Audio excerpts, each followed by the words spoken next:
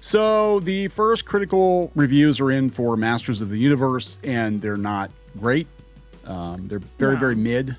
Well, I think it seems like the majority of them are like 3.5 out of 5 is what I'm seeing the most of.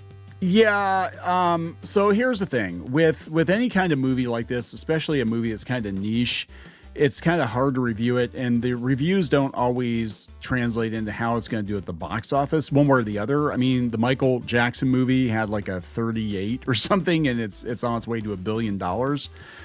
But that being said, there doesn't seem to be a lot of excitement for this movie outside of people who are already fans of He-Man. Because the He-Man brand is not, it's not like Transformers. It's not this huge thing. It's kind of niche now. Here's the thing. Well, first of all, I don't think 77, considering a Rotten Tomatoes, is that bad. But no, a lot of the comments though have me concerned because it involves a lot of people saying like, "Oh, it's fun, it's campy," which it was campy back in the day. But they're talking about how it's more humor and it's more like the one person said it's going to make the manosphere mad. And another person was like, it makes fun of itself. It makes fun of itself a lot. And I'm like, that's good, but that's also potentially very, very bad, depending on how well it's done. So I'm very concerned at this point in time. Yeah, this could go either way. I mean, look, we've done a review on the trailer. We've talked about this movie, for all the people being like, you hate everything, He-Man. No, actually, I think it looks like it's going to be a lot of fun.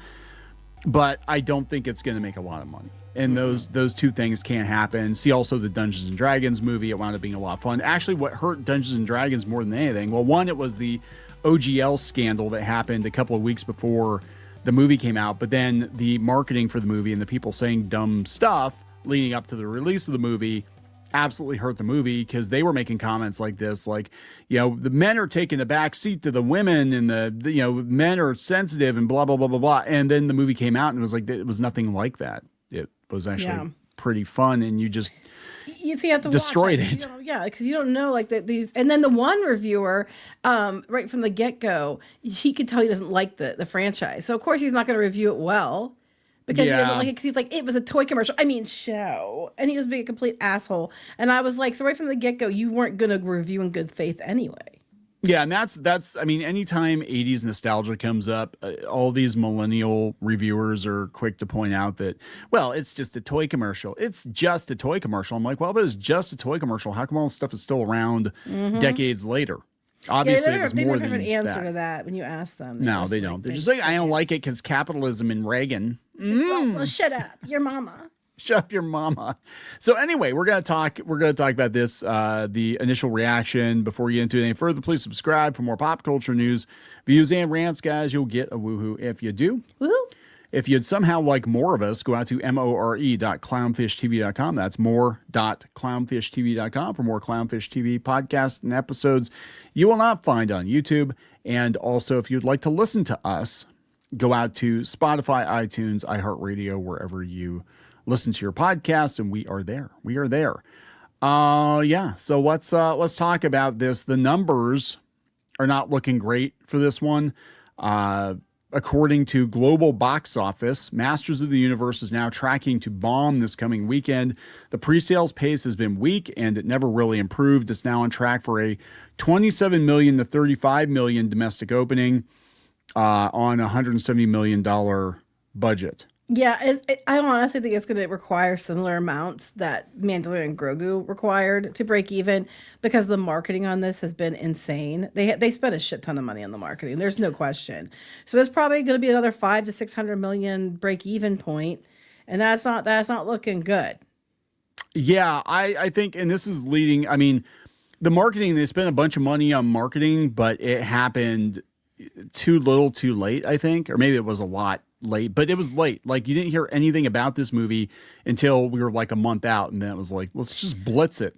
Let's be honest here. I mean, as much as I love He-Man, Masters of the Universe, it doesn't have the audience that Barbie had, for example. No, like the way compared to Barbie, like Barbie's been around for longer. It's been around continuously, and it's like one of their biggest brand, or if not the biggest brand they have. It's one of the couple big brands they have. I love Masters of the Universe, but it was always, it was big in the 80s, and since then it's always been like a niche thing. And with the Revelation, you already like pissed off the audience and lost most people there. And it's going to have its audience, and I'm hoping that we're part of that audience, but hoping it's good. I want it to be good. But I also don't think it was ever going to have a mass appeal. No, and they spent a lot of money on this one. I mean, they obviously spent a lot of money on this one, but I think between kind of the lack of give a shit from normie people and the fact that Gen Z, like they're trying to get Gen Z on board with this, but that ship has sailed because they want these cheap horror movies. They chose cheap horror over Disney Star Wars, and we've got another horror movie coming out this weekend. Scary Movie, they're saying is just going to completely destroy everything. So yeah, I think it's just, and even then, its box office estimates aren't great. It's going to destroy everything. No. Well, no, I mean, yeah, for a movie in the summer, it's like tracking at the high is 50-some million. That's not super super great either. You know what I mean? No, I think you have to kind of temper your expectations. But then it's weird because you get things like Obsession that were made for under $1 million, making like ridiculous bank too. I don't know. I mean, here's the thing. Like, I think Hollywood logic doesn't work anymore because, like, Michael Jackson massively overperformed last year. Minecraft massively overperformed, and there is the indie horror movies are overperforming. Yeah, they're overperforming. Pretty much everyone that comes out winds up overperforming now.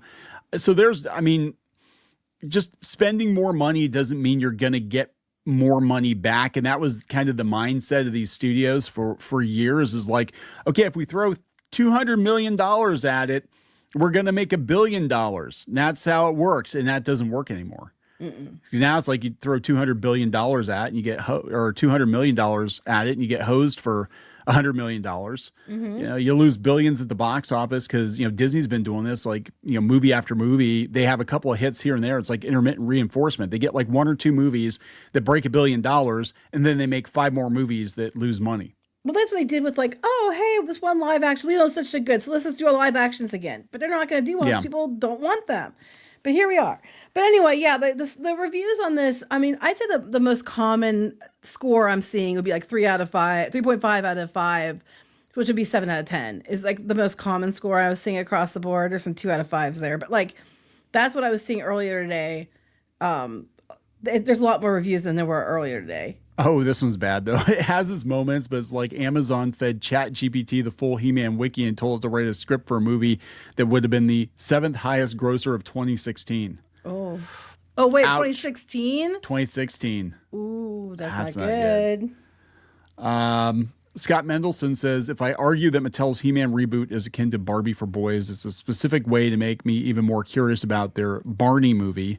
Oh, I forgot they're doing a Barney movie. I did too. I think it's going to be terrible. This guy says, Randy Jones says, delivers the toyetic big screen adventure Eternia deserves. Colorful, weird, heartfelt. It transforms a Saturday morning cartoon into popcorn entertainment. That's all I think a lot of people want. I mean, I don't think anybody's looking for this thing to be a freaking masterpiece, but, I don't think it's going to resonate with general audiences that well. Because they brought a He-Man movie out in the 80s when people still gave a shit, and people didn't go see that one either. No, but it was so far removed from the cartoon. Yeah, it was. This one sounds like, so that one was really far removed from the cartoon in one way, and this one feels like it's trying to be more like the cartoon, but then not in other ways. So this is interesting. A lot of the nerd sites here, comingsoon.net gave it a 9 out of 10. That's good. Paul's Trip to the Movies, 3.5 out of 5. Now, IO9, this guy is actually their nerd writer over there. He said, well, Masters of the Universe isn't a good movie. It's more disappointing than anything else. It's got all the right intentions and a few memorable moments, but it's mostly frustrating and awkward. The New York City movie guru says, exhausting, tedious, and overproduced B movie that's overstuffed with too many underdeveloped and forgettable characters, stilted dialogue, and clunky exposition. Well, you've never watched the cartoon. But here's like the next one. Like, longtime fans will certainly find themselves watching the movie they imagined as kids in '84 when it's hard to read, when they would line their toys up and play with them, for better and worse. Yeah, I mean, look, I think it's going to be fun. I think it's going to be a fun movie. Go back. This is what I'm worried about. The Masters of the Universe in a nutshell. It knows the absurdity of its own dynamics, and it does its best to get in on the joke without letting everything go to waste. And that's what I keep hearing. It's self-aware. It knows that it's poking fun at itself. It's making fun of itself. And that's what they keep saying over and over again. It's just making fun of itself. And I'm like, I don't know how it's going to go. Oh, wait. What's this one? It concludes as Adam serves as a beacon for empathy. A beacon for empathy, which has all the conviction of the corporate seminars that the movie briefly attempts to satirize. Oh boy. Well, that goes back to the he, him pronouns on the desk and stuff too. I always took it to be a joke. Some people are like, no, this movie's going to be woke as hell. I'm hearing it's not, but it's not. With this one here, Masters Universe is determined to wink at the camera and appeal to your nostalgia. Not everything works, and it would have been nice to have a more menacing villain. But it's a good time if you leave your cynicism at the door. Basically, keep your expectations low and you'll have fun. That's basically what they're saying. Well, I mean, look, that worked for Mandalorian, right? I went in expecting a 2-hour episode of The Mandalorian, and I got exactly that. And I gave it a 6 because I'm like, okay, it was a decent 2-hour episode of the Disney Plus show. Even Revelation would have probably not. It would have gone over better if they had tempered people's expectations and told them what to expect, and that we weren't lying about what to expect. Anyway, but they're not exactly glowing. I mean, look again. This is a He-Man movie. It's a Masters of the Universe movie. It looks like it's going to be dumb fun. I don't think anybody was expecting it to be Shakespeare. I don't think they're going to go out of their way to destroy the mythos. So, and that's kind of the difference with a lot of other reimaginings or reboots or whatever, is they're going out of their way to tear the characters down. Well, what concerns me is like comments are made in early reviews about about masculinity, and then the one chick had made the review and basically said it's going to anger the manosphere. Yeah, that. Okay, so you want to talk about Dungeons and Dragons? That is what helped destroy Dungeons and Dragons. People out there, even the reviewers, making comments like that because they know damn well what the audience is like. And people are like, oh my God, it's woke as hell and I love it. Then people are going to be like, yeah, I'm not going to go see it. Well, I'm looking at this thing here. Whose article is this? This is Cosmic Book News. Okay, they said the early reviews paint Masters of the Universe as campy, yes, self-aware, retro-heavy fantasy adventure that leans hard into nostalgia. That's what I'm reading too. Humor, action, and the silliness of the old cartoon and toy line. Also what I'm reading. Some critics are into that. Others say the movie feels embarrassed by its own source material and never fully commits to what He-Man should be. That's what I'm reading too. I saw the same reviews. Yeah. I mean, a lot of them, I get making fun of the source material to a point and being in on the joke to a point, but then it crosses a line at some point where it just becomes mocking, and I hope it doesn't go there. I mean, being funny and campy like the original, that's fine, but if it crosses that point, that's what I'm afraid of. Yeah. I don't know. We'll see. I mean, I really wish they wouldn't have put that clip out there of the sky sled with him going backwards on the sky sled, because I'm like, that might be funny.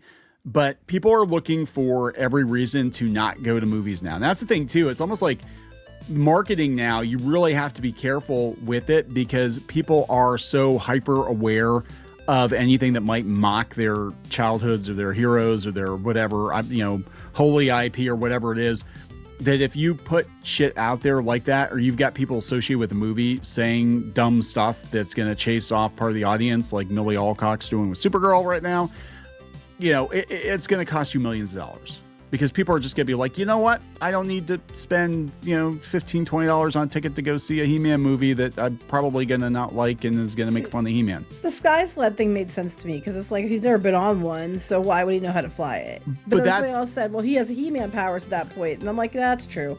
But, he's around a ginger woman, and, you get flustered and flub up when you're around. I'm sure she yelled at him after he backed into the wall. I'm sure she did. You dumbass. Anyway, are we going to wrap this up? Yep. All right. Please subscribe for more pop culture news, views, and rants. We'll talk later. Bye.